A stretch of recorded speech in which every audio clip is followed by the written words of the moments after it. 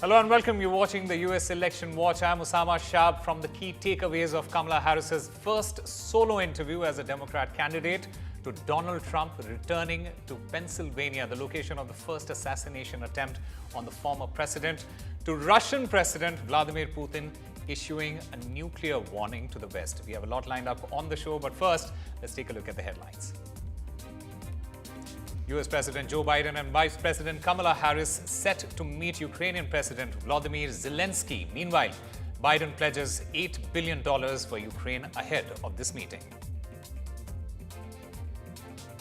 Biden and Harris also set to unveil a new law to curb gun violence in the United States. The government aims to check firearm threats amid the rising case of violence there. And Donald Trump and Kamala Harris are tied in the Sun Belt swing states as per new polls. No clear leader in the race in Georgia, North Carolina, as well as Arizona.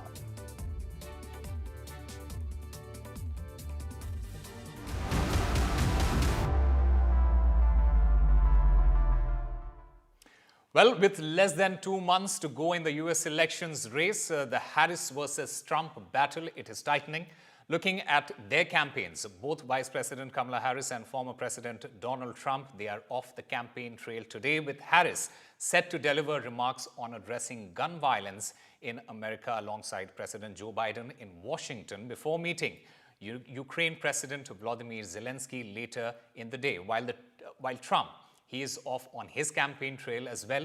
In New York, an appeals court is set to hear arguments today in Trump's attempt to have the $454 million civil fraud judgment against him dismissed. Meanwhile, in Washington, D.C., the House task force charged with investigating the assassination attempt of Trump in Butler, Pennsylvania, that will hold its first hearing on Capitol Hill, probing local law enforcement and a medical examiner over what happened on July 13th.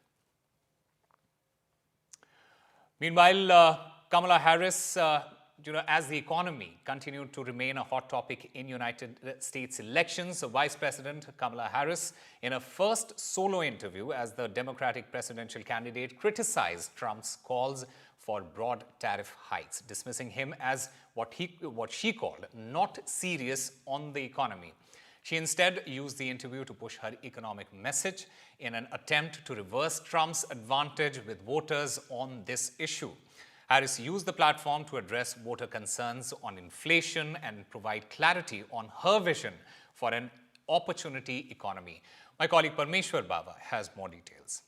We will build what I call an opportunity economy. An economy where U.S. Vice President Kamala Harris used her first major solo interview to push her economic message and dinged Donald Trump as the Democratic presidential nominee moved to address some of her biggest vulnerabilities. If you want to know who someone cares about, look who they fight for.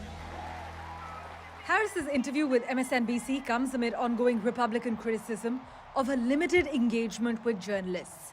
But this solo interview, which many point out at times resembled a friendly chat, is unlikely to quell their criticisms. But it seemed to be all about the economy for Harris. Bidenomics is working. Bidenomics is working. We have the strongest economy in the world. Our economy is the strongest in the world. My Build Back Better framework Our Build Back Better framework. to a steady and stable growth. Stable and steady growth. We've come so far since my inauguration. Our country has come a long way since President Biden and I took office. In the MSNBC interview, Harris responded to Republican claims that she is a socialist, just hours after addressing the Economic Club of Pittsburgh, where she argued for higher tax rates on businesses and higher tax rates for billionaires. I am a capitalist. I believe in free and fair markets. The third pillar of our opportunity economy is leading the world in the industries of the future and making sure America, not China, wins the competition for the 21st century. On November 5th, we will say... Donald Trump, meanwhile, has held a rally in North Carolina where he pledged a 15% Made in America tax rate for products produced in the United States. The centerpiece of my plan is for a manufacturing renaissance, which will be a 15% made in America tax rate. In other words, if you make your product in America, so the tax rate was practically close to 50%. Some people would say 38, but when you added it all up, some companies are paying much more with state and local, much more than 50%. In this election, we each face a question. What kind of country do we want to live in? In a series of contrasting speeches, Kamala Harris and Donald Trump presented their visions for the US economy, particularly focusing on revitalizing domestic manufacturing. While Trump promised further tax cuts and trade restrictions to take other countries' jobs, We choose freedom. in contrast, observers highlight that Harris's economic agenda so far has been less defined. Parmeshwar Bava for NDTV World. Now, with less than 2 months to go for the US's most crucial presidential election, Democrats and Republicans, they are exchanging barbs on various issues. Among them, abortion remains a crucial one. During her first solo interview, Vice President Kamala Harris, she said that women don't need Donald Trump to be their protector, but instead need the former president to trust them to make their own reproductive decisions. Her remarks come days after former President Donald Trump cast himself as a protector of women at a Pennsylvania rally, saying if he wins the elections, women won't be thinking about abortion. Now, Trump's comments in Pennsylvania, they are the latest in his flip-flopping stance on abortion. His recent comments, ignoring his role in reversing Roe versus Wade, it highlights that the Trump campaign is keenly aware of what the polls show. His Democratic rival, Vice President Kamala Harris, she has a clear advantage among women voters nationally and, in fact, in key swing states. Trump has kept the race close by countering with a lead among men. This is, in fact, our key discussion. Will abortion determine who wins in the crucial battleground states in this election? And joining us today are Republican political strategist Puneet Ahluwalia. I also have with me Ajay Jain Bhutoria, Deputy National Finance Chair, Democratic Party. Let me start by asking you, Mr. Bhutoria, while Harris has remained strong on her support for Roe versus Wade, she has often remained evasive on if she would support any restrictions on abortion. Given Roe didn't stop states from implementing abortion restrictions, how would the Harris campaign protect women's reproductive rights from any state-imposed these restrictions?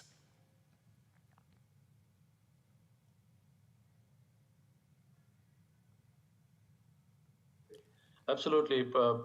Vice President Harris is committed to restoring the abortion rights throughout the country. And she said that today, you typically need, if without filibuster, you need 51 votes in the Senate that would actually put back in law the reproductive freedom and for the ability of every person and every woman to make decisions about their own body and not have their government tell them what to do. So Vice President clearly said that she supported ending the filibuster to protect reproductive and voting rights, and she would support ending the filibuster to pass the legislation for supporting the voting rights. And so she's committed that, after she's elected the president, she would make abortion legal in all the states. Okay. Mr. Ahluwalia, the Supreme Court's decision to overturn Roe versus Wade during Trump's first presidency, it has remained a thorny issue for the Republican campaign as well this time around. How do you respond to the former president's attempts to distance himself from the overturning of Roe versus Wade, given that he has previously boasted about the fact that he was the only one who could have made it possible? It's a very good question, but first I want to bring the attention, why is the abortion issue become a big issue? First thing is it's a tragic issue. Why? Because as a nation, we should not be fighting about life, the life which we all have been given by Almighty God and the mother who conceives it and brings us to life. But it is an important issue. And that's the reason why we need to have a discussion on this and we have to come and settle this issue. But the other issue why Kamala Harris is bringing this on is because She is weak on economy. She's weak on what she has done as vice president in the last 3.5 years. And she has nothing to show for, and that's what your video was showing earlier, where she is strong on. So you infuse and mobilize the large women population and large masses by injecting this issue of abortion or women's rights are at risk. Most importantly, what President Trump did, he pushed this important issue, which matters to most American people at some point or the other, to the states. And when you do it to the states, it's basically decided by the people who's the one who's going to choose what right they want to have at what time the abortion should be. And President Trump has been the most moderate about on this issue, where he said is that you can have abortion all the way to 6 months. And whereas Kamala Harris has got no plans, and she said there's got to be no restrictions on abortion, it can be done at any time. And we stand for in protecting the patient's life, and in case of rape and incest, we stand strong on that in terms of protecting the women. So I think Kamala Harris is very weak on all policy points because she doesn't have it, and we haven't seen it in the last 3.5 years. We have a serious immigration issue where she was tasked to lead it. She failed. We have a serious crisis. And here's the other problem you see. If you start seeing the issues in democratic controlled states, we have law and order problem, we have an inflation problem, we have an immigration problem, we have cost of living problem. And most importantly, Joe Manchin from West Virginia, who's a Democrat, when she proposed that we're gonna basically erase the filibuster, and we're not gonna have that, we're gonna cancel that, he took away support. He's not endorsing Kamala Harris anymore because he doesn't want to go to 51-49 vote, and then the tiebreaker with the vice president is done. So these Democrats and socialist liberals are breaking down the very fabric of our nation, what it was built on, which is rule of law. Okay, we'll certainly continue this discussion, and there are obviously critics who say that the Republican Party stance on abortion, it is out of touch with the majority of Americans who support legal abortions.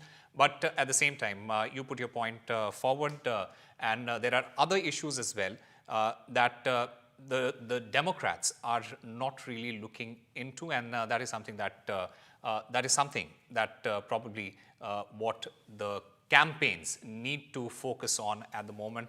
Meanwhile, other big story that we are tracking at the moment, President Vladimir Putin, he warned the West that Russia could use nuclear weapons if it was struck with conventional missiles, and that Moscow would consider any assault on it supported by a nuclear power to be a joint attack. The decision to change Russia's official nuclear doctrine is the Kremlin's answer to deliberations in the United States as well as UK about whether or not to give Ukraine permission to fire conventional Western missiles into Russia.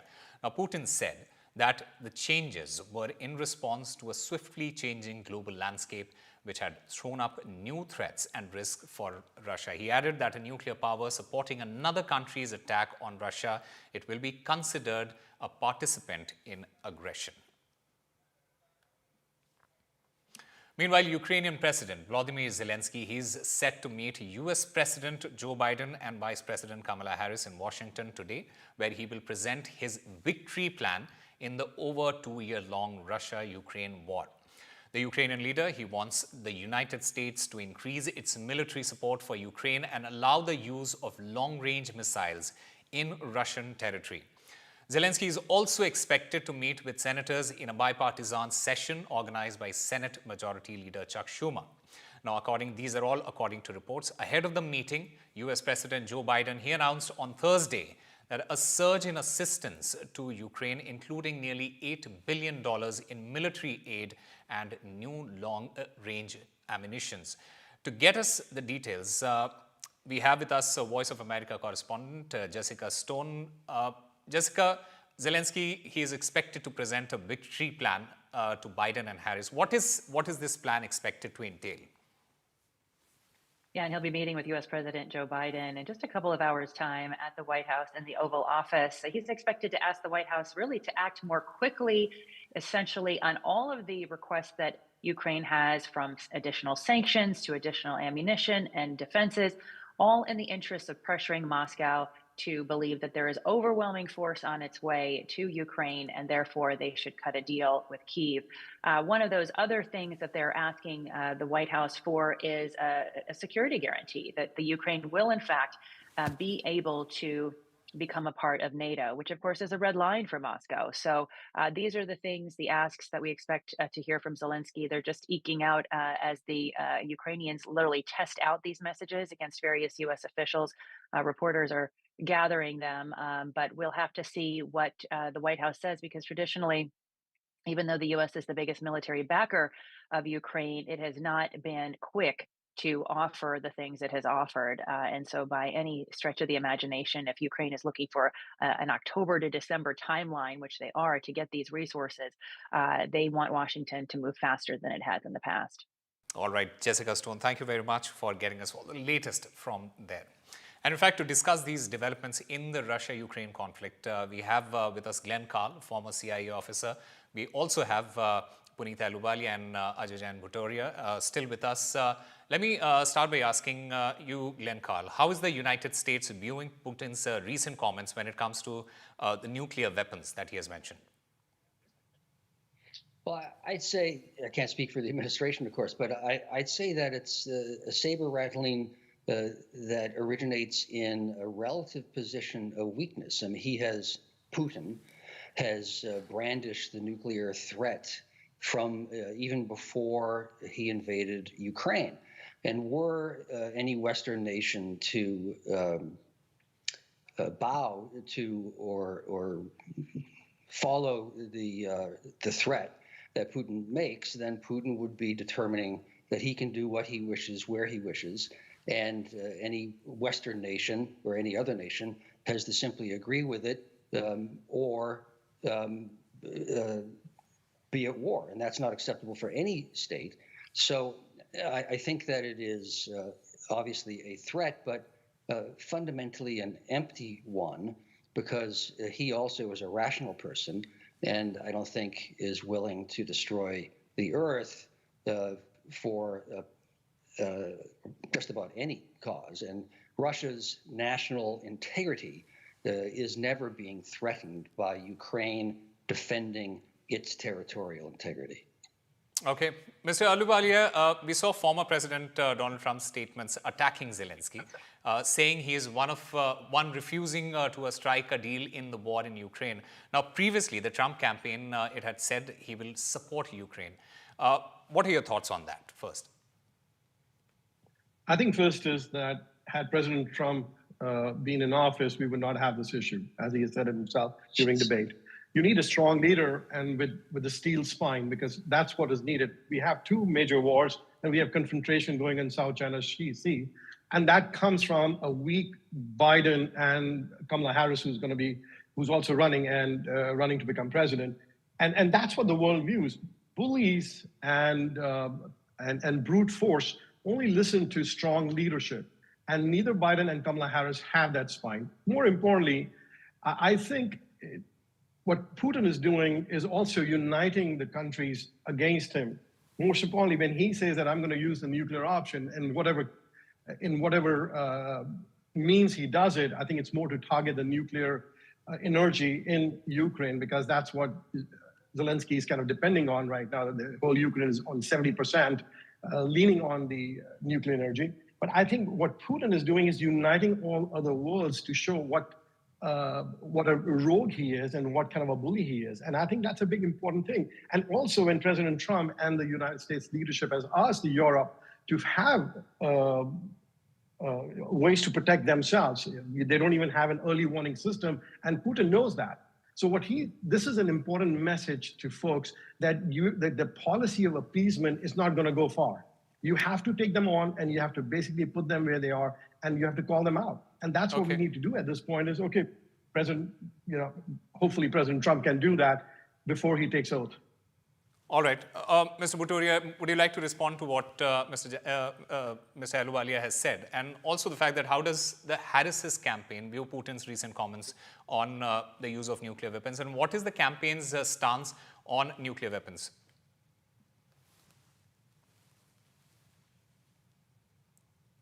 So please unmute yourself, please. I can guarantee that Trump is not coming back, and we are turning the page, and Vice President Harris will be the next president, and President Biden and Vice President Harris and the next President Harris will be standing strong with Ukraine and all the NATO.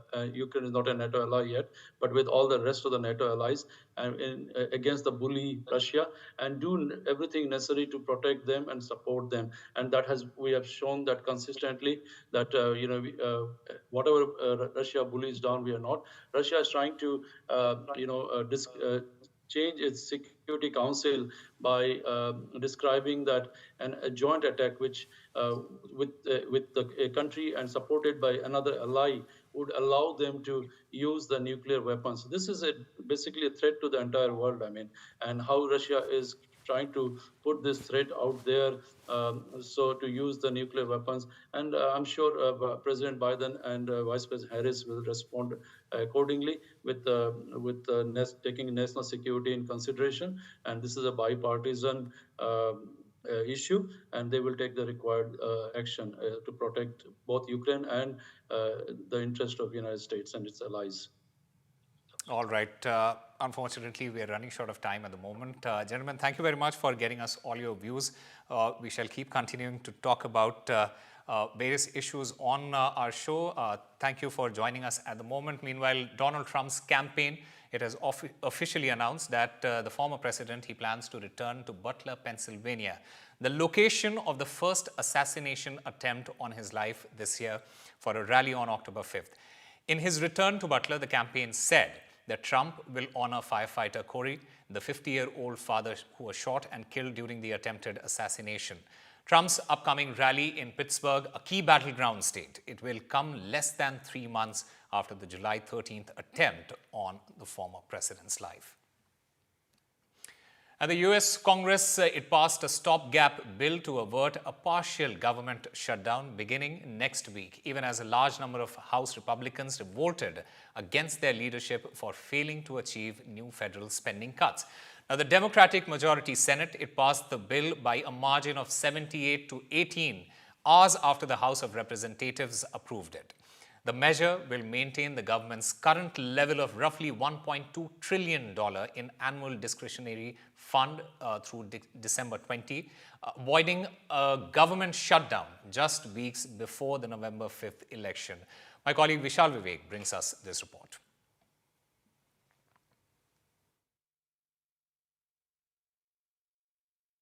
The bill is passed, and without objection, the motion to reconsider is laid on the table.